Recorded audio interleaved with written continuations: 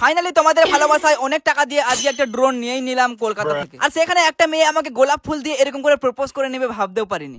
একদম ভোর ভোর ঘুম থেকে উঠে হাঁটতে হাঁটতে গিয়ে একটা ভাইয়ের বাইকে উঠে পড়লাম। আরে সকালবেলা ঠান্ডায় আমার মাথার ঘাম প্যান্টের ভিতরে ঢুকে যাচ্ছিল। হ্যাঁ, আমরা তো যাবো কলকাতা, তাই দুর্গাপুর রেলওয়ে স্টেশনে এসে এই ভাইয়ের বাইকটাকে বিক্রি করে দিলাম। আর কাকা একটা চেক দিয়ে দিল, চেকটাকে দিয়ে আমাদেরকে এখন একটা ট্রেন কিনে নিতে হবে ভালো দেখে। হ্যালো, বলছি কতক্ষণ লাগবে?